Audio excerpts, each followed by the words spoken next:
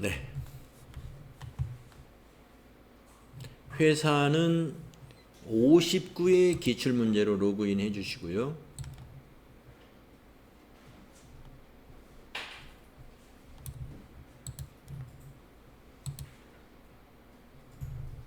반도산업으로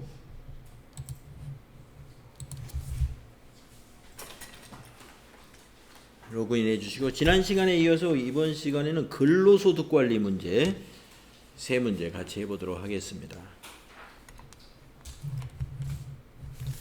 자, 교재 480페이지에 보시면은요, 인사급여 관련 자료이다. 자료 설명을 참고하여 수행과제를 수행하시오. 첫 번째 1번 문제, 가족관계 증명서에 의한 사원 등록이라는 문제가 나오죠. 즉 부양가족 등록하는 문제입니다. 자료 설명을 보시면은 재경팀에 근무 중인 관리직 서윤종의 가족관계 증명서입니다. 그러면서 여기서부터 1번부터 5번까지가 이제 개인별 소득이라든가 특기 사항들을 정리해 놓은 거고요. 그래서 수행과제를 보시게 되면은 사원 등록 메뉴에 부양가족 명세를 작성하시오. 이렇게 되어 있죠. 그러니까 부양가족 명세 작성하는 문제를 출제한 거예요. 그러면은 우리가 어디로 가시느냐 하면은 여기 인사급여라는 왼쪽 사이드의 메뉴바에 여기 인사급여 누르시고 사원 등록에 가보시면은 여기서 출제한 서윤종이라는 사람이 있겠죠. 이 사람의 이름을 클릭한 다음에 여기를 클릭한 다음에 부양가족 명세 이거를 작성하는 겁니다. 그래서 일단은 거기에 가족관계 증명서에 있는 가족상 그 부, 배우자, 자녀 둘 이걸 모두 입력을 합니다. 네, 그래서 두 번째 줄에 부치는 소득자의 직계 존속이니까 1번 해가지고요. 사망이라고 하더라도 입력을 해놔요. 이름은 서경석, 주민번호까지요. 439 02 120 5211 가족관계 부. 그 다음에 배우자는 3번이죠. 연말정산관계가 배우자고 이름이 이지숙 780614 2021 054. 그 다음에 자녀는 4번이죠. 직계비속으로 20세 이하 해놓고 소영수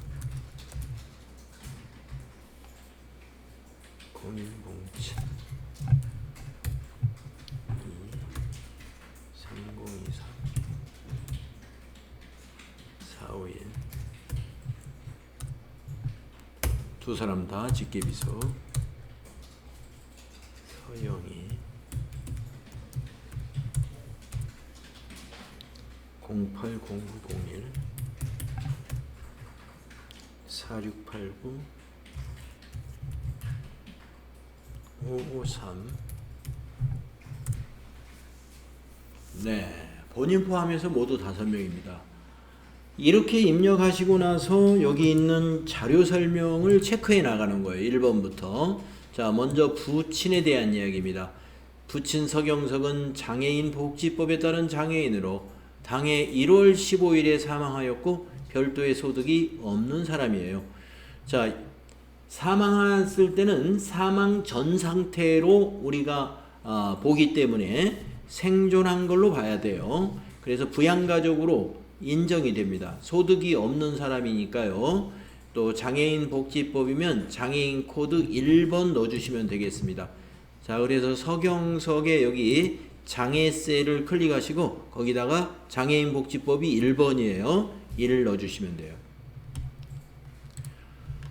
그 다음에 두 번째 설명에는 배우자 이지숙은 사업 소득 금액 110만 원이 있고요. 종합과세에 해당되죠. 자, 사업소득 금액은 원래가 다 종합과세죠. 100만 원이 넘었죠. 소득 금액이. 따라서 소득자입니다. 그러면 배우자는 여기 기본을 눌러가지고 0 해줘야 돼요. 0 하면은 기본이 부로 바뀝니다. 그래서 배우자는 기본공제 대상이 안 되는 거죠. 다음은 3번에 보면은 자녀 서영수 현재 퇴사 후에 구직활동 중이고 재직 중에 총급여 480만 원을 받은 사람이에요. 500만 원 이하에 해당되죠. 소득은 관계없습니다. 나이만 문제 없으면. 구직활동 중 실업급여 300만 원을 받았습니다만은 실업급여는 모두 비과세에 해당이 되므로 종합소득 금액이 아닌 거죠. 이건 무시하면 되는 소득 금액입니다. 자, 그래서 서영수 소득이 없는 자녀다라고 보시는데 서영수가 이미 부로 돼 있어요. 소득 요건 체크하기 전에. 이거는 주민등록번호에 01년생이니까 20세가 넘은 자녀이죠. 그래서 나이 때문에 부가 되는 거예요. 그대로 두면 되고요. 그 다음 4번의 설명을 보면 자녀 서영이는 타지역 학교의 기숙사에서 생활하고 있으며 소득이 없는 자녀입니다. 나이만 문제 없으면 상관이 없습니다. 자녀는 거주지가 외국이어도 무조건 부양하는 것으로 보기 때문에 거주지가 어디냐는 문제가 되지 않습니다. 그래서 서영이는 이대로 두시면 되겠습니다. 이렇게 한 다음에 거기 36번부터 40번까지 5문제를 통해서 우리가 득점을 해야 됩니다. 그래서 36번을 보시게 되면 평가 문제 해놓고 서윤종 근로소득 원천징수 영수증을 조회하라고 그러는데 이 근로소득 원천징수 영수증은 연말정산 근로소득 원천징수 영수증을 말하거든요. 그러니까 어디로 가시냐면은 여기 인사급여를 들어가시면은 원천징수 영수증이라는 메뉴가 여기에 있는 거예요.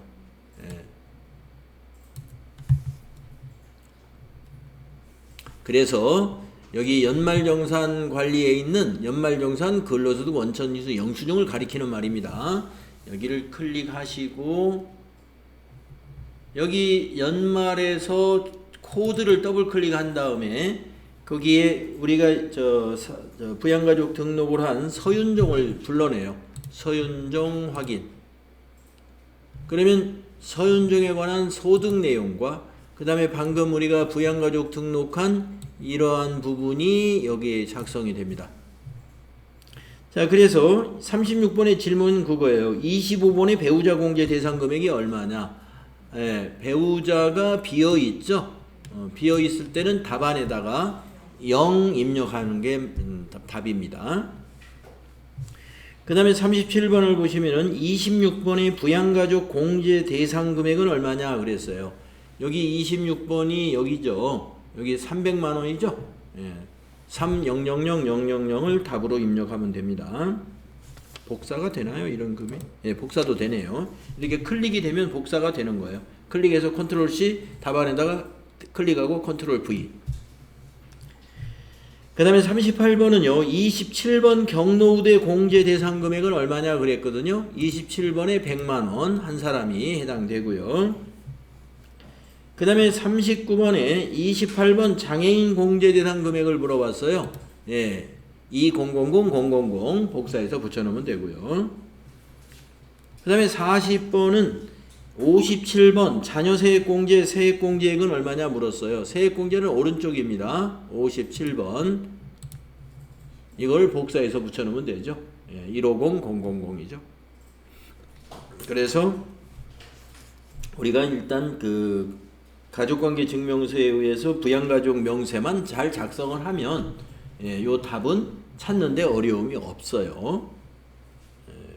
그래서 근로소득 관리에서 우리가 뭐 거의 다 조금만 공부하시면 근로소득 관리가 25점 내지 30점 배점이 되는데 거의 다 맞출 수 있어요. 다음은 두 번째 문제는 요 59회에서 두 번째 문제는 일용직 사원의 급여를 문제로 냈어요. 원천징수니까 이제 급여겠죠. 자, 자료 1번 김삼식의 등본이 있고요. 자료 2는 일용직 급여 내역이 있어요. 입사일이라든가 근무 일수가 여기 나와 있어요. 1일 25만 원이라는 1급도 여기 나와 있고, 자료 설명을 봅시다.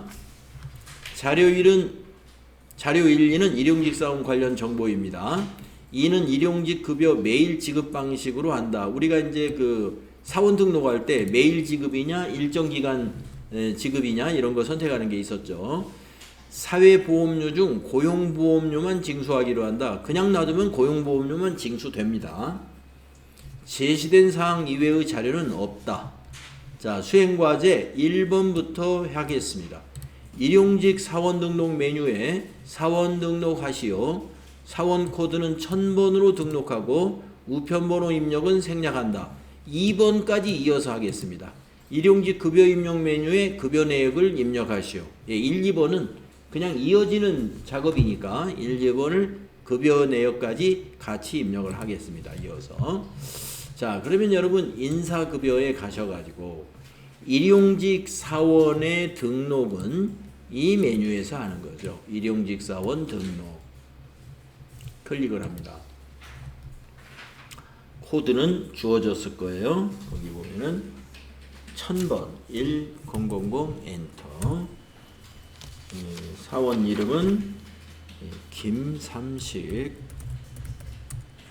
내국인 주민번호가 거기 주민등록등본에 있죠. 770521 12 9103. 입사는 거기 자료 2에 있죠. 2024 0905. 퇴사 날짜는 뭐 비워두면 되겠습니다. 그 다음에 주소는 없어요. 주소하고 우편번호 다 생략하시면 생략하시고, 여기 13번 급여 지급 방식을 매일 지급으로 한다라고 아까 자료 설명에서 매일 지급 방식이라고 했으니까 이걸 그대로 둬야 되겠고, 14번에다가 일당을 입력해 주고 그 옆에 1급직 그대로 두면 되겠습니다. 그래서 자료 2에 보면은 1일 25만 원이 그게 정상급여입니다. 25만 원 여기다 입력하는 거죠. 나머지는 넘어가시고, 계정과목 설정에서 아까 자료 설명에서 보면은 이 사원이 어느 부서의 사원이라는 설명은 없었어요. 예. 그냥 일용직 사원이라고만 소개를 했기 때문에 계정 과목을 500번대 잡급으로 해야 되는지 아니면 800번대 잡급으로 해야 되는지는 알 수 없습니다. 그냥 놔두시면 되겠습니다. 이건 평가하지 않겠다는 거죠. 자, 그러면 이제 정상급여 입력했고, 그 다음에 이 급여 지급 방식 이런 게 제일 중요해요. 자, 그 다음에 일용직 급여 입력 탭을 마우스로 클릭합니다. 여기서 이제 급여 내역을 입력하는데, 귀속 연월을 아까 그 자료 2에서 보면 9월 근무 일수라고 했잖아요. 그래서 여기서 월을 09로 선택하시고요. 지급도 09로 9월로 해주시고, 부서는 그냥 엔터로 지나가세요. 자, 그러면 한 사람 나오겠죠. 김삼식을 마우스로 클릭한 다음에 여기 근무한 날짜를 동그라미로 바꿔줍니다. 5, 6, 7, 8. X를 마우스로 클릭하면 동그라미가 되죠. 네, 그러면 다 입력이 된 거예요. 급여 자료까지. 예. 고용보험 계산됐고, 소득세, 지방소득세, 그리고 임금 총액과 공제 총액, 차인 지급액까지 계산이 끝났습니다.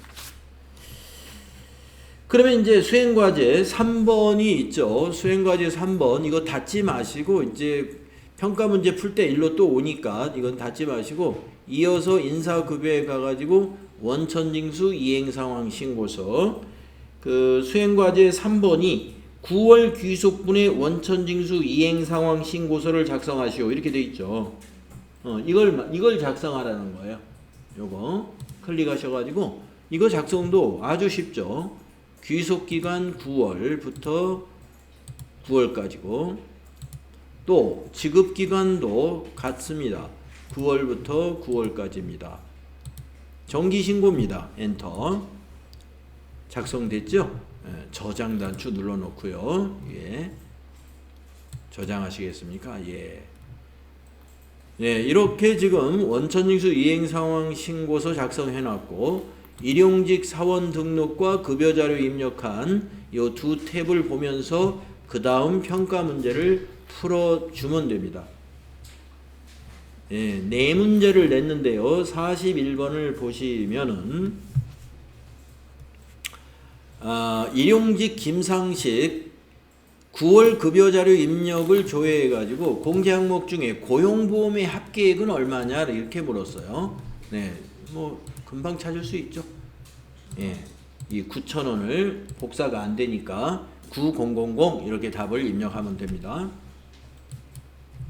그 다음 42번은 9월 일용직 급여 입력 조회에서 9월 급여의 차인 지급액 합계는 얼마인가 이렇게 물었어요. 차인 지급액 오른쪽으로 이 스크롤 바를 오른쪽 끝까지 가야 보이죠. 979120 979120을 답안에 입력하면 되죠. 그 다음에 43번은 9월 원천징수 이행상황 신고서 조회하라고 했고요.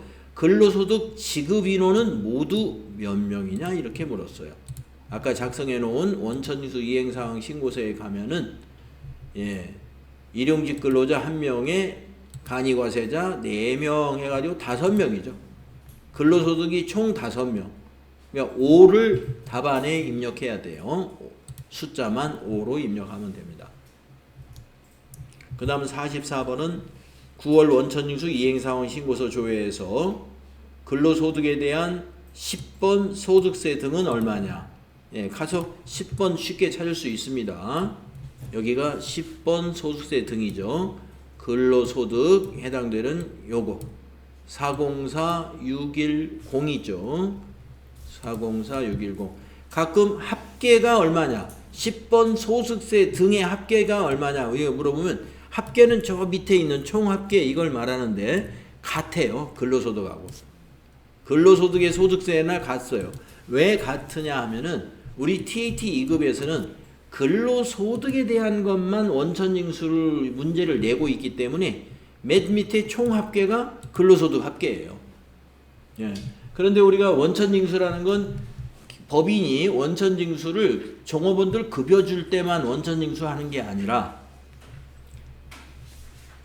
법인에게 뭔가를 지급할 때는 법인세를 원천징수하고요. 그걸 법인 원천이라고 그래요.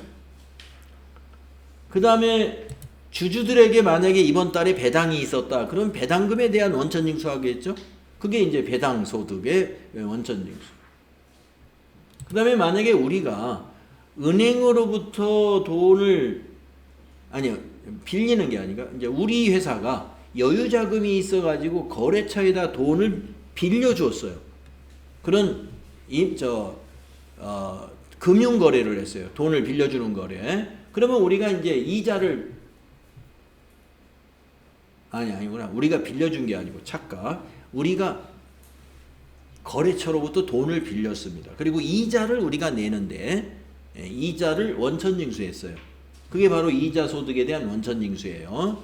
네, 이런 것 등 그거 말고도 이제 연금 지급에 관련된 원천징수, 또 기타 소득들에 대한 원천징수 사항이 있거나, 또 사업소득에 대한 원천징수를 했거나 이렇게 하면은 여기에 작성을 하는 겁니다.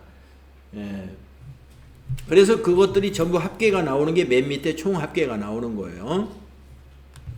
근데 여기다 직접 입력하는 게 아니고 지금 여기 인사급여에 가보면은 메뉴가 지금 이 그 근로소득 관리라는 메뉴 박스 요것만 있잖아요.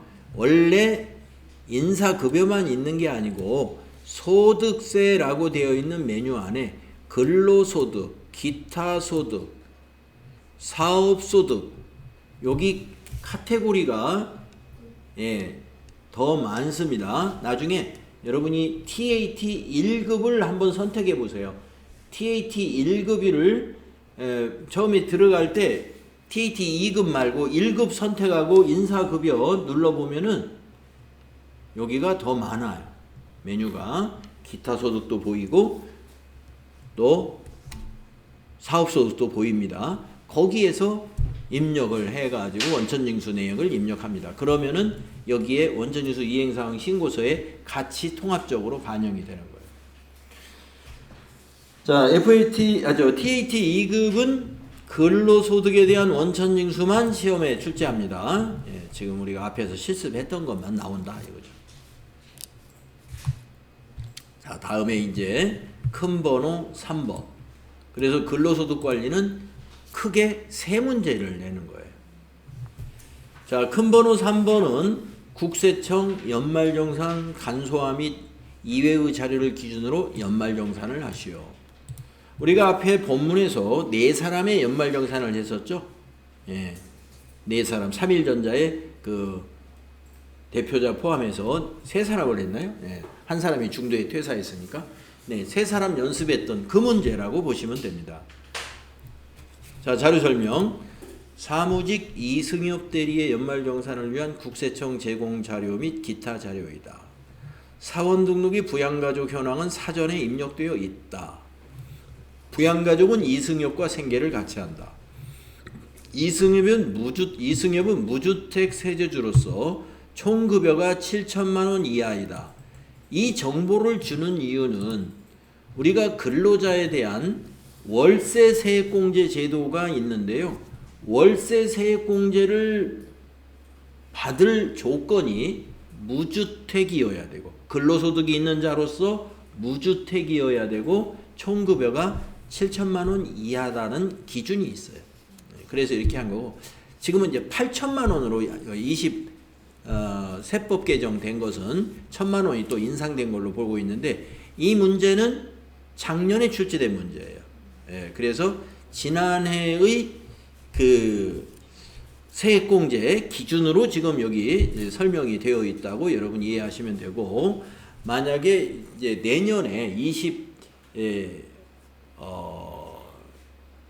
그렇죠. 지금 현재 24년도죠. 24년도에 문제를 내면 총급여 8천만 원 이하이다. 아마 이렇게 문제를 낼 겁니다. 자, 수행과제 보시면 연말정산 근로소득 원천징수 영수증 메뉴를 이용하여 연말정산을 완료하시오. 신용카드 소득공제는 신용카드 탭에서 입력한다. 이런 거 어디에 입력하라는 거예요. 그래서 신용카드, 보험료, 교육비, 월세 문제를 이렇게 크게 네 가지 증빙을 문제로 낸 거예요. 그래서 월세는 정산명세 탭에 입력한다. 여러분이 시험 보다가 만약에 월세 어디다 입력해야 하는지 못 찾겠다. 다시 여기 수행과제에 와서 읽어보면 알 수 있죠. 어디다 입력하라는 게 나오니까. 임대차 계약서상의 주소지는 이승엽의 현 주소지와 동일하다. 네. 이거 이제 월세 세액공제 받으려면은 그 기입하는 그 양식이 있잖아요. 그때 주소를 입력하는 난이 있어요. 그거 입력할 때 참고하라고 이렇게 알려준 겁니다. 자, 증빙이 몇 가지 없는 거예요. 그리고 이제 우리가 이제 입력할 때 그 연말정산 자료 입력할 때 부양가족이 내용을 보면서 입력하면 참고가 많이 되죠. 그래서 요거를 표로 보여주고요. 그러니까 이제 옛날에 그 시험지로 시험을 볼 때는 시험지가 이게 나와 있으니까 이걸 보면서 이제 입력하기가 편하죠.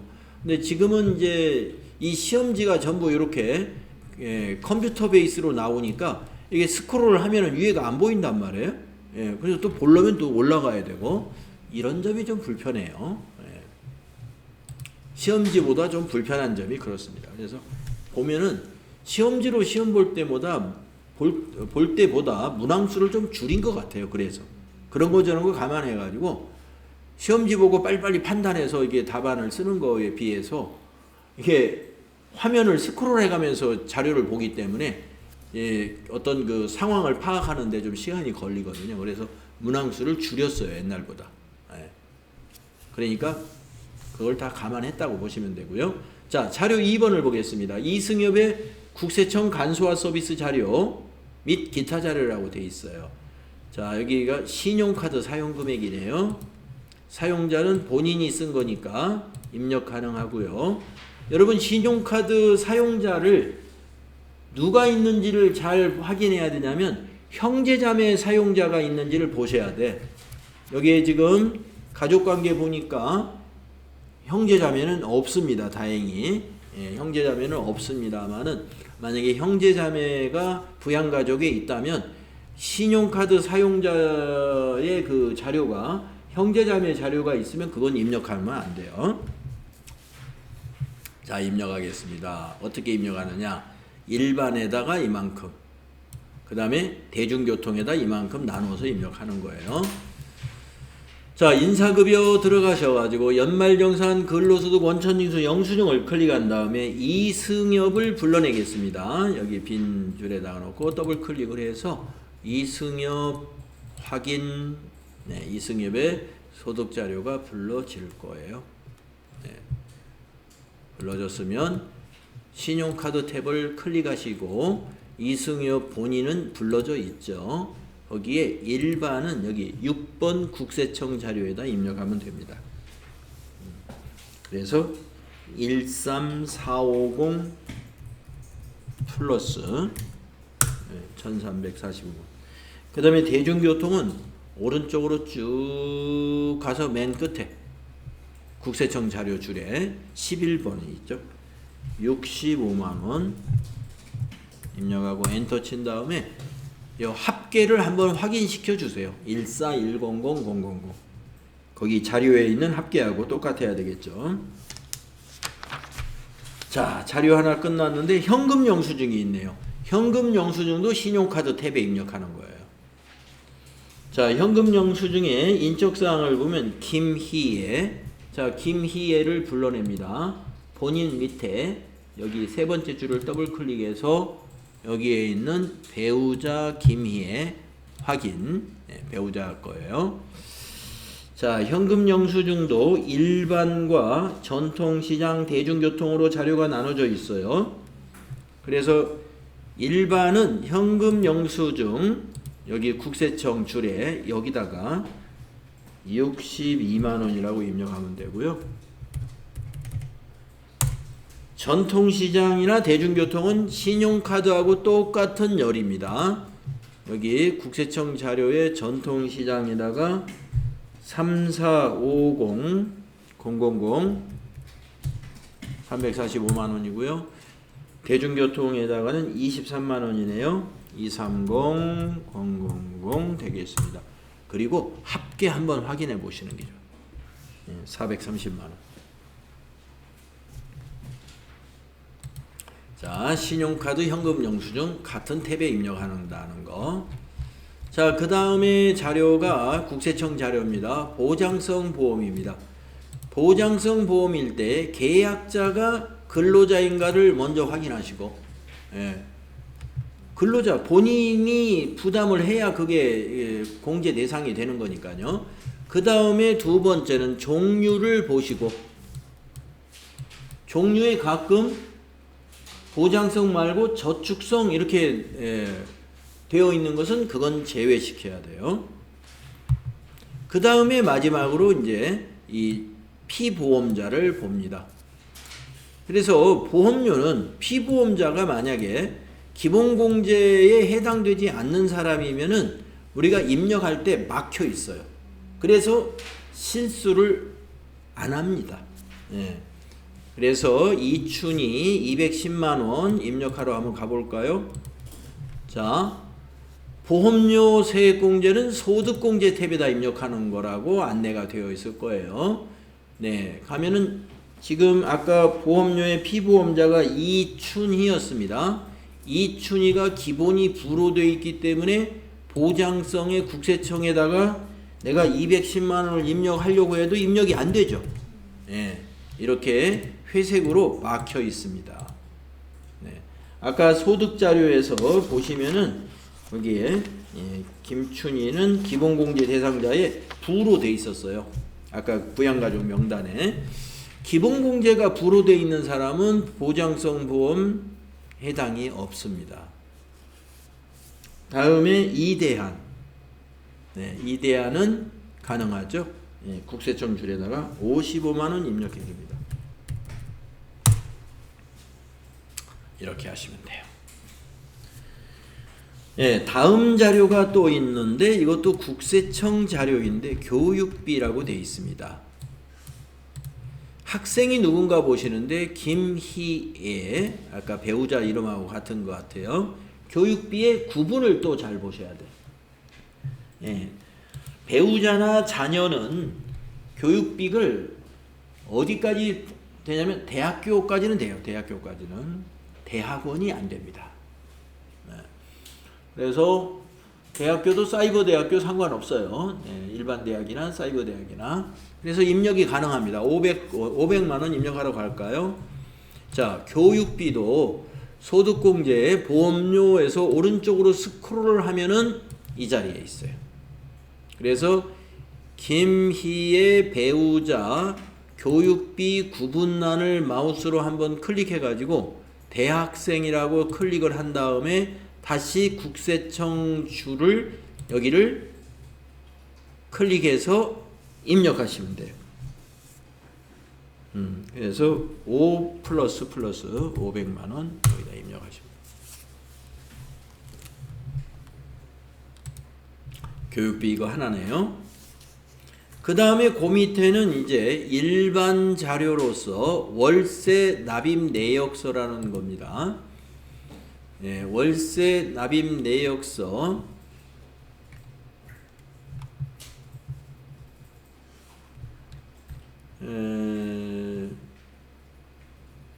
임대차 기간이라든가 주소라든가 면적 이런 걸 입력을 할 거예요. 아파트인지 단독인지 이런 것도요. 그리고 합계 금액 450만 원 확인할 수 있죠. 자, 그러면 입력하러 가겠습니다. 월세 세액공제는 정산명세에다가 직접 입력합니다. 자, 정산명세에 세액공제 맨 마지막 항목이 월세예요. 예, 월세 세액공제가 아마 맨 마지막에 생긴 모양이에요. 그래서 70번으로 들어가 있습니다. 그 옆에 화살표를 눌러야 양식이 나타납니다. 이 양식에다가 입력해야 돼요. 자, 그래서 임대인의 성명이라고 되어 있으니까 거기에 임대인 성명 나와 있어요. 김명숙. 주민 번호가 나와 있죠. 541201 2135 218. 단독이 아니고 아파트라고 되어 있네요. 면적은 85제곱미터, 국민주택 규모 이하. 이런 걸 넣으면 이제 해당되는지 안 되는지 프로그램에서 판단을 할 겁니다. 주소지는 그대로 서울특별시 관악구, 서울 관악구 이런 식으로 나옵니다. 신림로 45길, 삼성 아파트 101동 1402.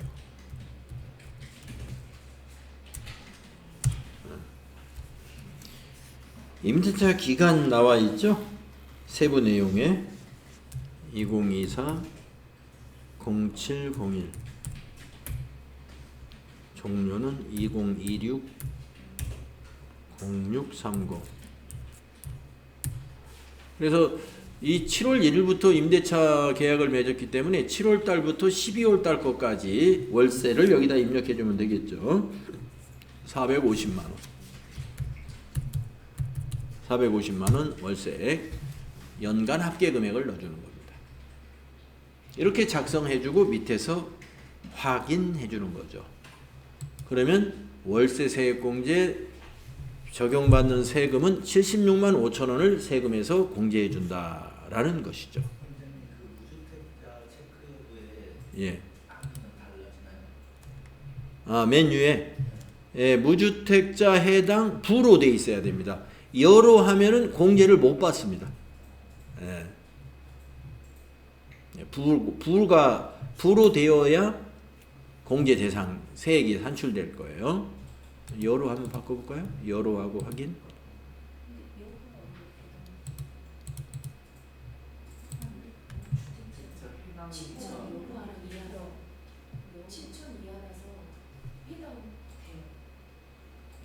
주택이 있어도?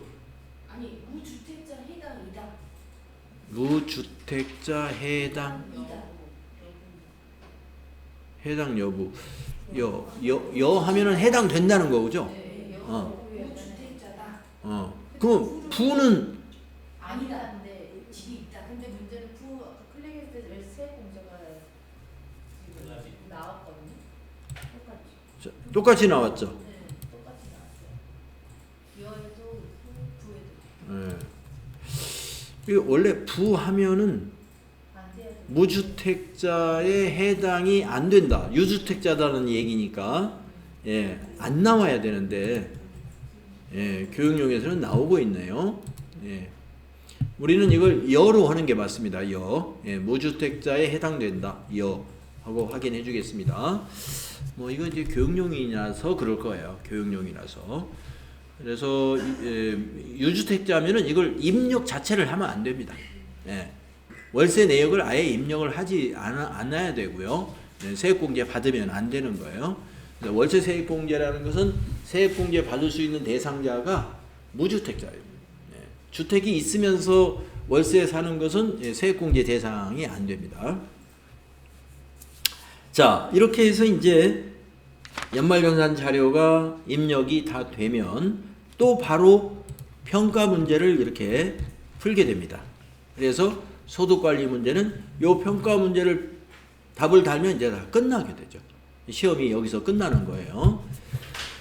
그래서 모두 6문제를 냈는데 2점짜리, 1점짜리 섞여 있네요. 자, 45번부터 근로소득의 원천징수 영수증을 조회해 가지고 42번 신용카드 소득공제 최종 공제액은 얼마냐?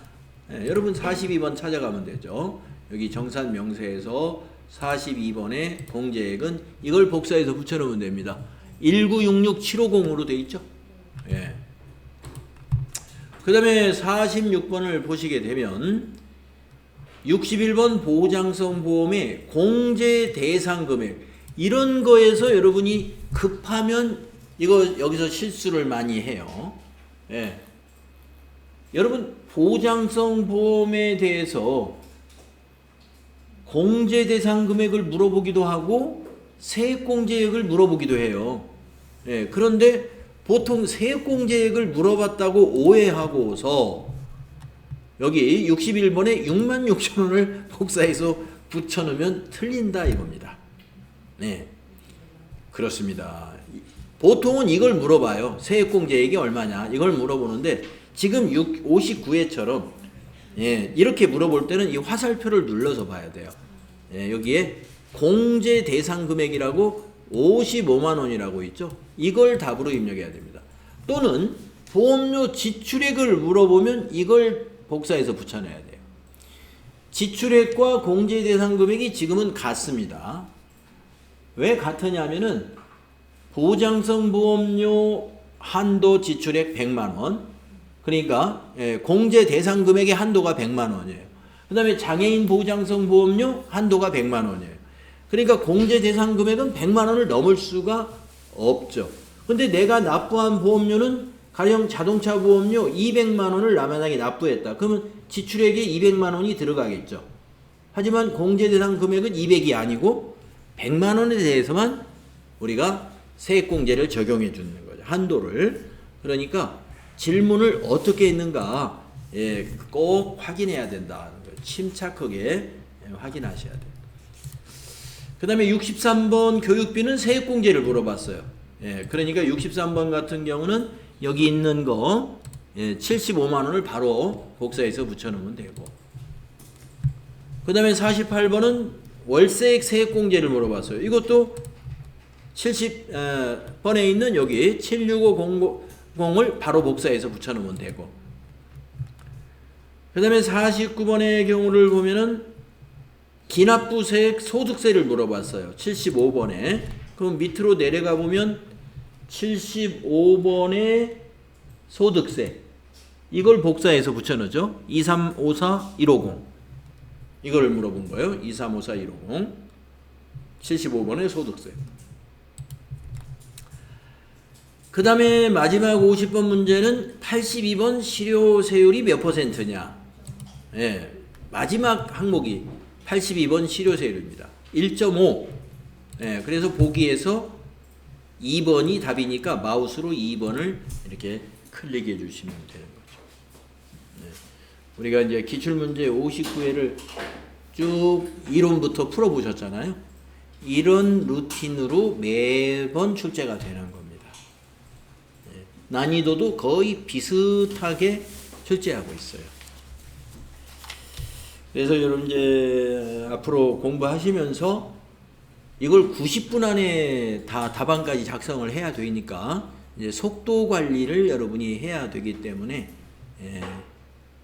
좀 숙달을 하는 기간을 좀 가져야 돼요. 숙달. 자, 다른 질문 혹시 없으신가요? 자, 그러면 오늘은 여기까지 하겠습니다.